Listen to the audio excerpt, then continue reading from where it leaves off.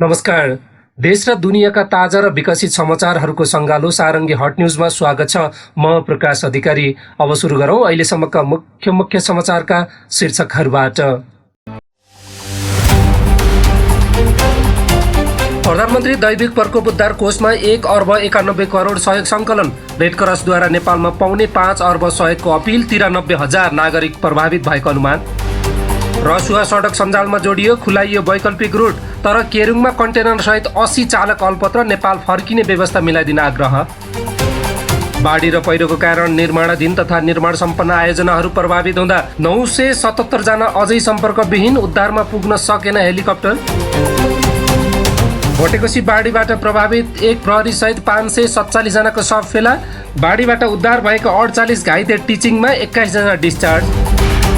भर्खरै नेपाली सेनाद्वारा टिमुरे, स्याप्रुङ र मैलुङबाट थप 257 जनाको उद्धार। विदुरमा राहतको थुप्रो, रसुवामा उकुस र रविन्द्र ढाट इतिहास रच्दै रोड टु UFC सिजन 5 को फाइनलमा। अब समाचार विस्तारमा सुन्नुहोस्। भोटेकोशी बाढीले रसुवा र नुवाकोटका 13 जलविद्युत आयोजनामा प्रत्यक्ष क्षति पुर्याएको र 933 जना कामदार सम्पर्कविहीन भएको बताइएको छ। इस्पानका अनुसार अप्पर त्रिशुली 1 मा मात्रै 576 कामदारको अवस्था अज्ञात रहेको छ। त्यस्तै सुरुङभित्र फसेको आशंकामा तत्काल उद्धार आवश्यक रहेको छ। ऊर्जा मन्त्रालय र नेपाल विद्युत प्राधिकरणले थप हेलिकप्टर पठाएर नुवाकोट र रसुवाका आयोजनामा फसेका कर्मचारी तथा मजदुरहरूको उद्धारमा तीव्र पारेका छन्। बाढीबाट सबैभन्दा बढी प्रभावित जिल्ला रसुवा सडक सञ्जालमा जोडिएको छ। भौतिक पूर्वाधार मन्त्रालयको अनुसार काठमाडौँ टोखा छहरे गटखार पुल आप्र नर्जा लच्याङ समथरी पाटी खर्क हुँदै बोगटी टार कालिका स्थान धुन्चे सडक खण्ड 4 चक्के साना सवारी साधन सञ्चालन हुने गरी सञ्चालन गरिएको छ। बाढीले मितेरी पुल तथा रसुवाभित्र मात्र 13वटा पुल पूर्ण रूपमा बगाएको छ। नुवाकोट र रसुवाका सिमानामा 2 पुल समेत बगेसँगै यो जिल्ला सडकबाट विच्छेद भएको थियो। त्यस्तै पासाङ लामु राजमार्ग अन्तर्गत नुवाकोट र रसुवा जोड्ने मुख्य प्रवेशद्वार मानिन्थ्यो बेत्रावती पुल। भदौ 10 को तिब्बतको हिमताल फुटेर भोटेकोशी हुँदै त्रिशुलीमा विनाशकारी बाढी आएपछि उक्त पुलको बुधबार यता नामो निशान छैन। विनाशकारी बाढीले पुर्याएको जनधनको क्षतिको लेखाजोखा एकातिर भइरहेको छ भने बाढीबाट बस्न सकेकाहरू पनि रसुवाबाट नुवाकोटतर्फ आउने बाटो नहुँदा उकुसमुकुस जीवन बिताउन बाध्य भएका छन्। तीर्थवतीको पुल नै नभएपछि रसुवा छुट्टै टापु जस्तो भएको छ। प्रतिनिधि सभा सदस्य मोहन आचार्यले सडक मार्फत हुने आवाजावत पुरै रोकिएको बताएका छन्। सवारी साधन भनेको हेलिकप्टर मात्रै हो। बाढीबाट भएको क्षतिको यकिन विवरण आउन अझै धेरै समय लाग्ने उनले बताएका छन्। तर सरकारले आफ्नो सम्पूर्ण ध्यान बाढी प्रभावितहरूको उद्धार, राहत र पुनर्स्थापनामा लगाएको बताउँदै आएको छ। सरकारी प्रयास हुँदाहुँदै पनि रसुवातर्फका नागरिकहरू सरकारको प्रभावकारिता पर्खिरहेका छन्। बुधबारको बाढीपछि रसुवा जिल्लामा डाइरेक्ट यातायातको कुनै पनि कनेक्सन छैन। एयर ड्रपबाट पनि सर्भिस गर्नुपर्ने अवस्था छ, सांसद आचार्यले भनेका छन्। यस्तो अवस्थामा सरकारले आवश्यक व्यवस्थापन गर्नुपर्ने हुन्छ। आचार्यले नुवाकोटमा टन्नै राहत सामग्री पुगे पनि उक्त राहत सडक अभावमा रसुवा पुर्याउन नसकिएको बताएका छन्। आचार्यले घाइतेहरूको उद्धार भए पनि राहत र अन्य रेस्क्युको व्यवस्थापन गर्न कठिन भएको पनि बताएका छन्। त्यस्तै भोटेकोशी बाढीमा बेपत्ता भएका 547 जनाको शव फेला परेको छ। प्रहरीका अनुसार विभिन्न 8 जिल्लाका 547 जनाको शव फेला परेको हो, जसमध्ये 1 जना प्रहरी रहेका छन्। प्रहरीका अनुसार रसुवामा 13, धादिङमा 40, गोर्खामा 44, नुवाकोटमा 38, चितवनमा 221 र तनहुमा 29, नवलपरासी पूर्वमा 134 र पश्चिममा 28 जनाको शव फेला परेको छ। भारतीय सञ्चार माध्यमको अनुसार भारतीय क्षेत्रमा पनि शवहरू फेला परेका छन्। प्रहरीले हालसम्म 977 जना सम्पर्कविहीन रहेको जानकारी दिएको छ, जसमा 54 जना सेना र 27 जना प्रहरी तथा 13 जना सशस्त्र प्रहरी रहेका छन्। त्यस्तै भोटेकोशी बाढीपछि चीनको केरुङ बजारमा करिब 80 जना नेपाली कन्टेनर चालक 3 दिनदेखि अल्पत्र परेका छन्। उनीहरूले आफ्नै खर्चमा होटलमा बस्दै नेपाल फर्किने व्यवस्था मिलाइदिन सरकारसँग आग्रह गरेका छन्। रसुवा धुन्चे सडक र पुलहरूमा ठूलो क्षति पुगेकाले सोही नाकाबाट तत्काल फर्काउन सम्भव नभएको प्रशासनले जनाएको छ। वैकल्पिक रूपमा तातोपानी वा कोरला नाकाबाट उद्धार गर्ने प्रयासबारे मन्त्रालयसँग समन्वय भइरहेको पनि प्रशासनले जनाएको छ। सेनाले बाढीबाट प्रभावित टिमुरे, स्याप्रुङ र मैलुङबाट थप 257 जनाको हेलिकप्टर मार्फत उद्धार गरेको छ। शुक्रबार 40 जना विदेशी सहित थप 257 जनाको उद्धार गरिएको सैनिक जनसम्पर्क तथा सूचना निर्देशनालयले जनाएको छ।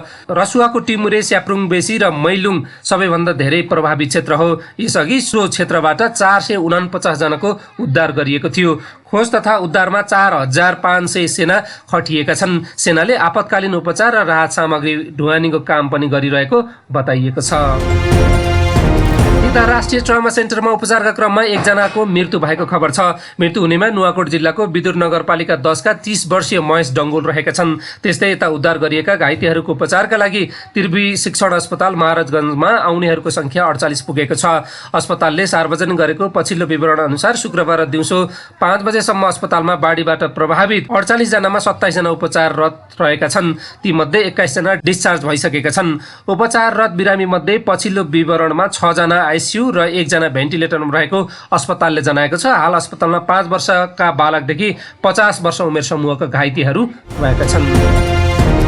प्रधानमन्त्री दैविक प्रकोप उद्धार कोषमा 36 घण्टामा 1 अर्ब 91 करोड रुपियाँ बढी रकम सङ्कलन भएको बताइएको छ। अर्थ मन्त्रालयलाई प्राप्त विवरण अनुसार बुधबार मध्याह्नदेखि बिहिबार राति 12 बजेसम्म कोषमा उक्त रकम जम्मा भएको हो। विभिन्न 10 वाणिज्य ब्याङ्कहरूमा रहेको खातामा 1 अर्ब 91 करोड 68,50,911 रुपियाँ दाताहरूले 36 घण्टाको अवधिमा जम्मा गरेका हुन्। बुधबार बिहान नेपाल चीन सीमा भएर बग्ने भोटेकोशी नदीमा भीषण बाढी आएर ठूलो जनधनको क्षति गरेपछि सरकारले मन्त्री परिषदको बैठक बसी ती प्रभावित क्षेत्रलाई सङ्कटग्रस्त क्षेत्र घोषणा गरेको थियो। त्यसपछि राहत कोषमा मनकारी व्यक्ति तथा संस्थाहरूको सहयोग जम्मा हुन सुरु भएको थियो। रेड क्रस सोसाइटीले बिहिबार नेपाल तिब्बत सीमाका क्षेत्रमा गएको विनाशकारी आकस्मिक बाढी र पहिरोको सामना गर्न 3 करोड 10 लाख रुपियाँ डलर अर्थात् 4 अर्ब 73 करोड 6 लाख रुपियाँको आपतकालीन सहयोगको अपिल गरेको छ। स्विजरल्यान्डमा अवस्थित international federation of red cross and red crescent society IFRC ले तत्काल जीवन रक्षा कार्यमा सहयोग पुर्याउन 10 लाख स्विस फ्र्याङ्क उपलब्ध गराएको भोलिपल्टै थप 2 करोड 50 लाख स्विस फ्र्याङ्कका लागि अपिल जारी गरेको हो। यो अपिल आगामी 2 वर्षसम्म विपद प्रतिकारका साथै मध्यम र दीर्घकालीन पुनर्स्थापनामा सहयोग गर्नका लागि भएको जनाइएको छ। IFRC का महासचिव जगन चापागाईले एक विज्ञप्तिमा भनेका छन्, हामीले विनाशको वास्तविक अवस्थाको तस्बिर स्पष्ट रूपमा पाउन थालेका छौँ। यस क्रममा पुरै गाउँहरू बगाएको थाहा भएको छ र आउने घण्टा तथा दिनहरूमा आवश्यकता बढ्दै जानेछन्। घर परिवार र जीविकोपार्जन गुमाएका समुदायलाई आफ्नो पूर्व स्थितिमा फर्काउन र पुनर्निर्माणका लागि निरन्तर सहयोगको आवश्यकता रहेको पनि विज्ञप्तिमा उल्लेख गरिएको छ। बुधबार आएको सुनामी जस्तै चिसो पानी र लेदोको विनाशकारी बहावले घरहरू निल्दै र पुल तथा बाँधहरू भत्काउँदै बस्तीहरू सखाप पारेको थियो। IFRC ले भनेको छ, हालको अनुमान अनुसार करिब 93,000 मानिस प्रभावित भएको हुन सक्छन्, जबकि दुर्गम र कठिन क्षेत्रमा अझै क्षतिको मूल्याङ्कन भइरहेको छ। प्रभावित क्षेत्रहरूको भौगोलिक विकटता र क्षतिग्रस्त पूर्वाधारका कारण पूर्ण आकारको मूल्याङ्कन गर्न र सबैभन्दा बढी आवश्यकतामा परेका मान्छेहरूसम्म सहायता पुर्याउन गाह्रो भइरहेको छ। यस अपिलले Nepal red cross society NRC को स्थानीय टोलीलाई आवास, नगद सहयोग, घरायसी राहत सामग्री, खानेपानी, सरसफाई तथा स्वच्छता, मानसिक स्वास्थ्य र मनोसामाजिक सहयोग तथा पारिवारिक सम्पर्क पुनर्स्थापना गर्न सघाउने बुझिएको छ। IFRC का अनुसार नेपाल रेड क्रसका टोलीहरूले यसअघि नै खाना, पानी र आपतकालीन सामग्रीहरू जस्तै तिरपाल, कम्मल, प्राथमिक उपचार किट, स्ट्रेचर र सब व्यवस्थापनका लागि बढी ब्यागहरू पनि वितरण गरिसकेका छन्। तर बढी ब्यागहरू पनि अपुग भइसकेपछि भारतबाट बढी ब्यागहरू मगाउने गृह कार्य सुरु गरिएको छ। र अन्त्यमा खेल खबर। नेपालका mix martial arts MMA fighter Rabindra ढाँटले इतिहास रचेका छन्। चीनको सङ्घाई स्थित अक्टागनमा जारी रोड टु UFC सिजन 5 को सेमिफाइनलमा न्युजिल्यान्डका फाइटर कासिप मडर्कलाई हराउँदै ढाँटले ऐतिहासिक सफलता पाएका हुन्। ढाँटले मडर्कलाई स्प्लिट डिसिजनमा पराजित गरेका हुन्। ढाँटले 29-28 को स्कोरमा जित हासिल गरेका छन्। एकजना निर्णायकले भने मडर्कको पक्षमा स्कोर गरेका थिए।